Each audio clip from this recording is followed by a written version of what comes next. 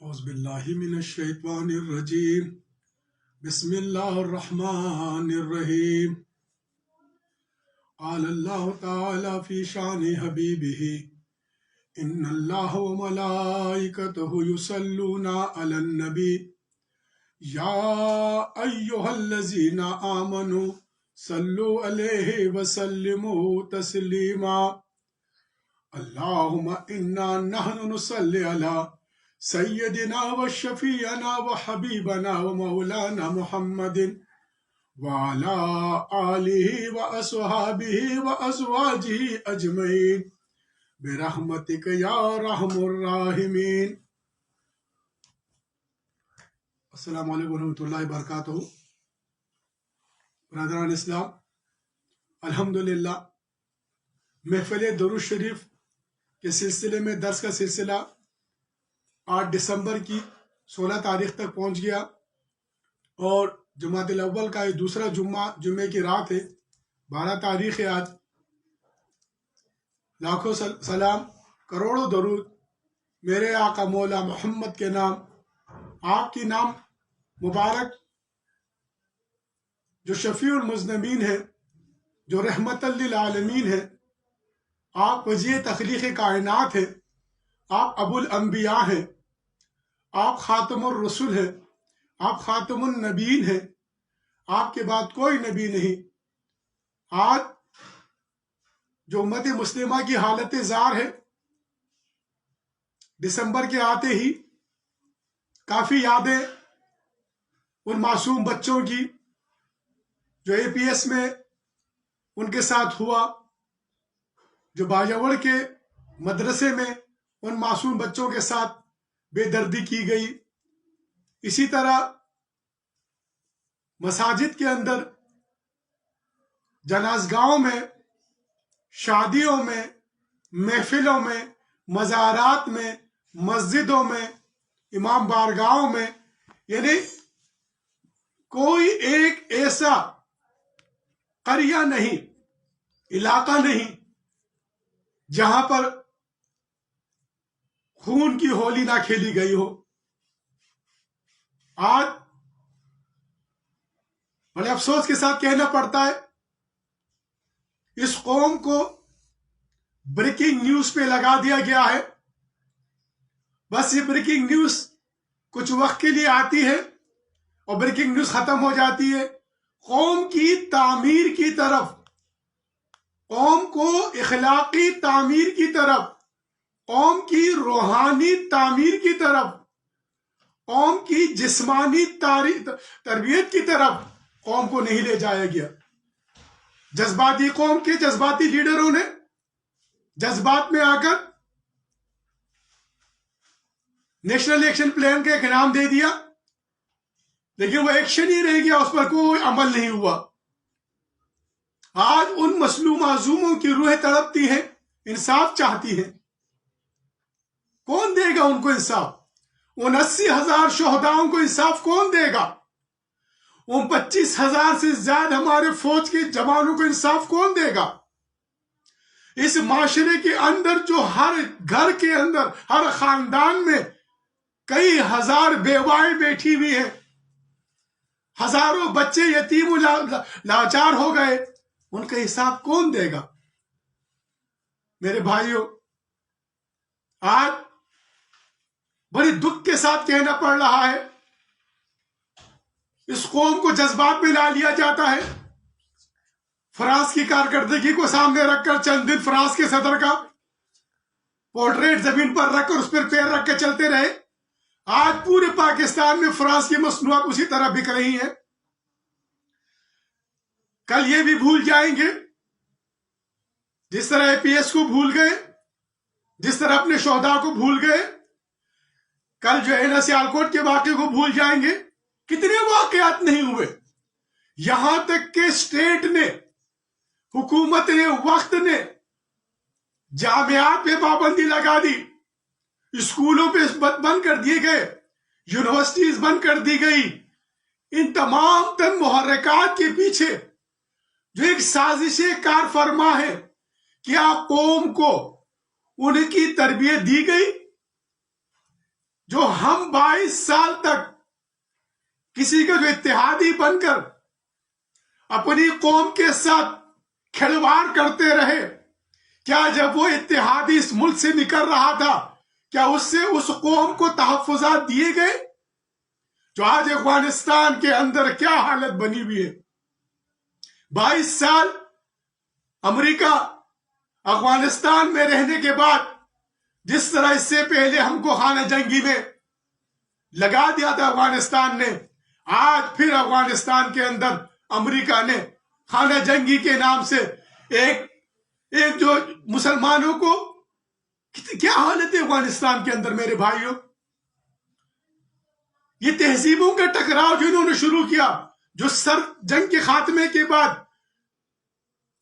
جو یہ تہذیبوں کا ٹکراؤ شروع کیا، جو مسلمان کو مسلمان سے لڑا دیا، جو اخوانکم فی الدین تھے، جو آپس میں بھائی تھے، امام مہدی علیہ السلام کے لشکر کے سپاہی تھے، جو پختون تھے، جو پاکستان کی فوج تھی، ان کو آپس میں لڑا دیا. یہ تہذیبوں کا ٹکراؤ چل رہا ہے. اس تہذیبوں کے ٹکراؤ کو ختم کرنے کے لیے ہم نے مادی نہیں روحانی طریقے کو اپنانا ہوگا.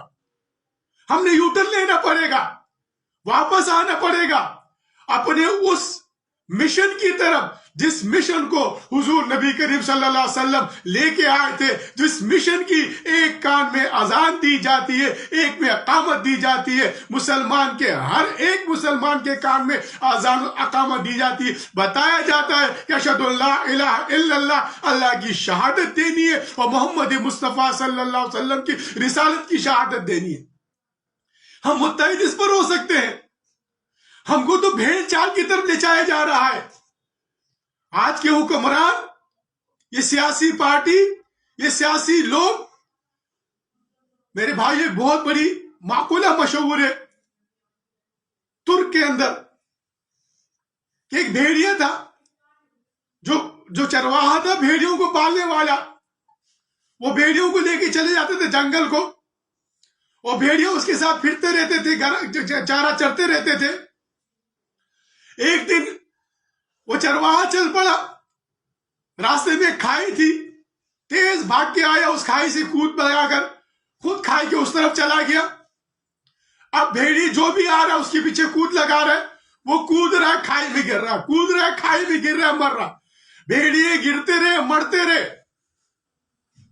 وہ جو چرواہا تھا وہ آگے چلا گیا.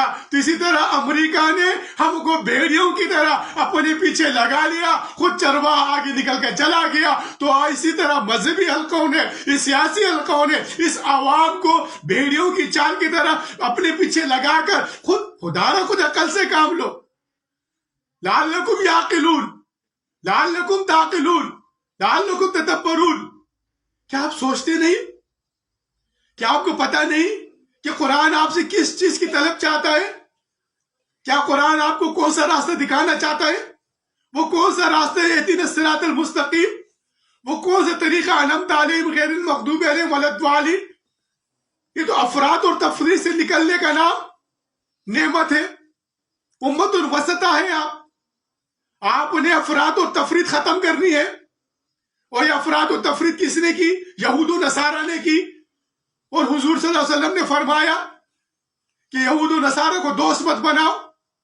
آج یہود و نصارہ آپ نے اپنی آنکھوں سے دیکھا، آپ اس کے اتحادی تھے، کس طرح اپنے مسائل پورے کیے، اپنا غرض پورا کیا اور خود نکل کے چلا گیا. آپ اس کھائی میں آپ اپنی عوام کو لے کے آپ کود گئے، آپ گر گئے، مر گئے، عوام کو مار دیا.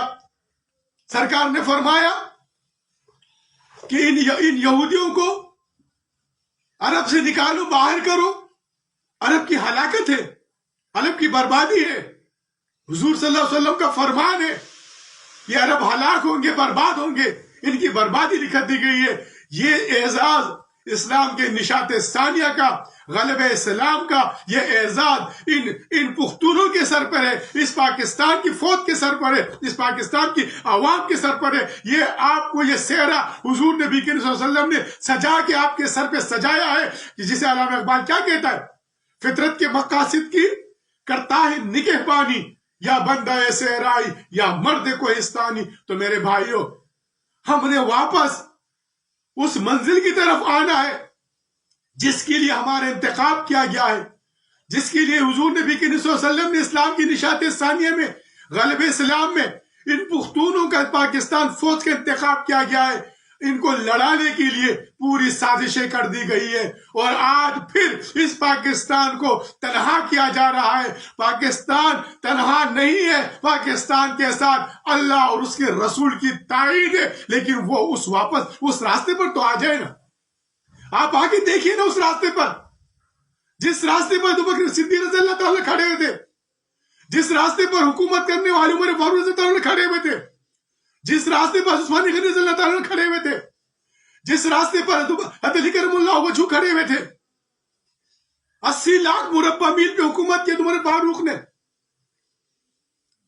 آج ہم ان کو فالو کر رہے ہیں۔ کیا آج ہم یورپ کو فالو کر رہے ہیں؟ جب یورپ کو فالو کر رہے ہیں تو یاد رکھیے یورپ نے بھیڑ چال چلتے ہیں، وہ آپ سے اپنے مفادات پورے کر کے آپ کو کھائی میں گرا دیتے ہیں۔ تو میرے بھائیوں، آپ ہم سب نے مل کر درود شریف کا ورد کرنا ہے، اور سورت فیل علم ترى کیف فعل ربک باصحاب الفیل سورت ہے، جس طرح اللہ نے ابراہ کے لشکر سے اپنے کعبے کی حفاظت کی، اس کو محفوظ کیا، اس لشکر کو تذلیل کیا، اس کو کافی معقول کیا، اس طرح جو آنے والے جو وقت میں اس مملکت کے اوپر، اسلام کے اوپر جو یہ جو شکنجہ تنگ کیا جا رہا ہے، ان آپ تمام سے میری درخواست ہے، میرے پیر مرشد صاحبزادہ سے ضیاء الحسن آپ نے فرمایا تھا کہ ہر مغرب کی نماز کے بعد سورہ فیل پڑھو، تاکہ اللہ تعالیٰ ان پر اپنا غضب نازل کرے، ان پر اللہ تعالیٰ قہر نازل کرے، اور ان کے جو اپنی طاقت پر جو اپنے جو ہے نا گھمنڈ ہے، ان کو اپنی ان ہاتھیوں پر ان کے مست ہاتھی جو ہے بے لگام ہو جائے، اس پر اللہ پر قہر نازل کر دے۔ تو یہ آپ اور ہم سب نے مل کے کرنا ہے، یہ آپ اور ہم سب کی ذمہ داری ہے۔ یہ جو آج جو لاکھوں کا ڈالر لگا کر OIC کا جو وزیروں کا اجلاس بلایا جا رہا ہے، جو خود غیر فعال ہے، ان کے صدور غیر فعال ہے، وزیر خارجہ کیا کر لیں گے؟ ارے سب سے پہلے تو ہماری مملکت کا فرض بنتا ہے کہ اس نے جس طریقے سے ہمت سے افغانوں کا ساتھ دے کر، افغانستان کے ساتھ دے کر اس کے عوام کا وہاں سے امریکہ کو نکالا ہے، تو سب سے پہلے پاکستان قدم آگے بڑھائے، اپنی خارجہ پالیسی کو تبدیل کر کے۔ جب ہم افغانستان کی مملکت کو تسلیم کرتے ہیں تو اس کی حکومت کو کیوں تسلیم نہیں کرتے؟ تو سب سے پہلے پاکستان کو قدم بڑھانا چاہیے کہ افغانستان کی حکومت کو پہلے تسلیم کرے، پھر تمام امت مسلمہ سے بولے یہ تو امریکہ کے انتظار میں بیٹھا ہے سعودی، یہ تو امریکہ کے اختیار میں بیٹھا ہے سعودی، کہ وہ اپنی اتحادی فوج بنا کر اسرائیل کو نہیں مار رہا، وہ حوثی مسلمانوں قبائلوں کو مار رہا ہے، ان کے خلاف طیارے بمباری کر رہے ہیں، ان کے خلاف ڈرون چلائے جا رہے ہیں، ایک میزائل کبھی اسرائیل پہ نہیں گیا، اسرائیل کے جو ہے نا مرضی پہ پیروکار ہے چلے جا رہے ہیں۔ تو میرے بھائیوں، یہ آج جو ہونے والی ویسے ہی کانفرنس ہے، حکومت سے میری درخواست التجا ہے کہ آپ پہلے اعلان کر دیں افغانستان کی حکومت کو تسلیم کرنے کا، اور پھر یہ جتنے جو پیسے ڈالر لگ رہے ہیں ان کو ویسی جو ان کی تنظیمیں غیر فعال ہیں ان کو بلانے کی، یہ پورے کی پورے اگر یہ ڈالر اٹھا کے افغانستان کے ان مظلوم مسلمانوں کو، بے بس و لاچار معصوم بچوں کو دیے جائے جو آج غذائی قلت کا شکار ہے، غذائی قلت ہے وہاں پر۔ جب غذائی قلت بڑھے گی حد سے تو پھر کیا ہوگا؟